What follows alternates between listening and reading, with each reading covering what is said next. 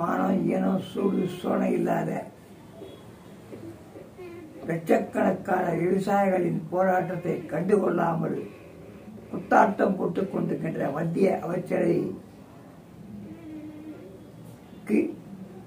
கடுமையான கண்டனத்தை தெரிவித்துக் கொள்கின்றேன். தமிழக மக்கள் விவசாயிகள் சார்பாக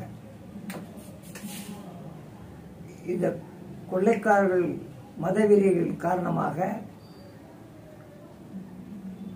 தானாக முன்வந்து விரும்பாத ரஜினிகாந்த் அவர்களை அரசியலிலே புகழ வைத்து எம்ஜிஆர் பேர் மூஞ்ச கட்டினா ஓட்டு வர நினைச்சாங்க. ஆனால் நான் ஆரம்பத்திலிருந்தே சொல்லிக் கொண்டு வந்திருக்கின்றேன், சிஸ்டம் மாறிவிட்டு சிஸ்டம் மாறுவது மாற வேண்டும் என்று சொல்லுகிற ஒரு ரஜினி அதை சொல்லாமல் இருந்தால் கூட பரவாயில்ல. அவருடைய சிஸ்டமே நீதிமன்றத்திலேயே அங்கேயே நாத்த நாரிக்கிட்டு இருந்தது. இதெல்லாம் அப்பப்போ நான் யூடியூப் மூலமாக சொல்லிட்டு இருந்தேன். கடைசியாக அவருடைய பெங்களூரில் அண்ணனை போய் சந்தித்த போது நிச்சயம் வருவேன் என்று ஒரு சபதம் எடுத்தார். அப்போதான் சொன்னேன், தயவு செய்து உங்கள் நலனுக்காகவும் மக்கள் நலனுக்காகவும் நீங்கள் அரசியல் கட்சி துவக்குவது என்பதை நிறுத்த வேண்டும். இல்லை என்றால் உங்கள் உயிருக்கே ஆபத்து. கட்சி என்று துவக்கினால் ஒரு வாரத்துக்குள் உங்கள் உயிருக்கு ஆபத்து என்று நான் வெளிப்படையாக யூடியூபில் வெளியிருந்தேன்.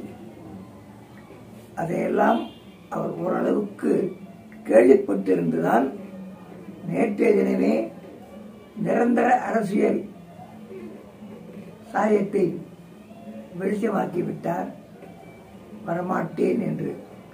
காரணம் வேறு வழி இல்லை, உடல்நிலை. என்னை விட ஒரு உடல்நிலை அவர் சினிமா இருக்கவும் தெரியல. யார் பண்ணாலும் விதியை மாற்ற முடியாது. ஆகவே உன் விதி நடிப்பு தொழில், அதை ஒழுங்காக செய்யணும்.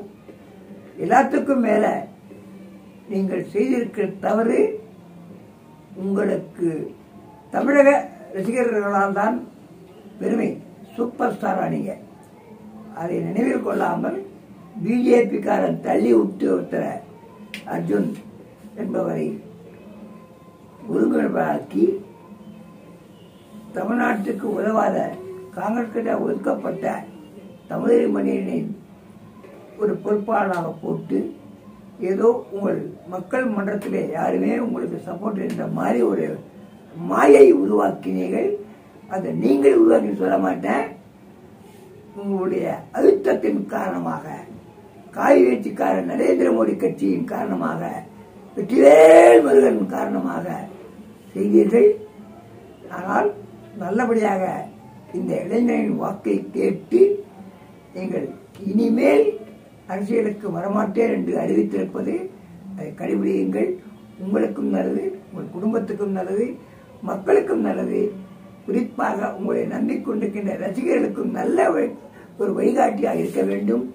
என் போன்று தமிழகத்திலே சமூக பணி செய்ய என்னுடைய ஒத்துழைப்பு உங்களுக்கு கிடைக்கும் என்று நேற்றைய தினமே நான் யூடியூப்ல சொல்லிட்டேன், நன்றி தெரிவித்திருக்கேன்.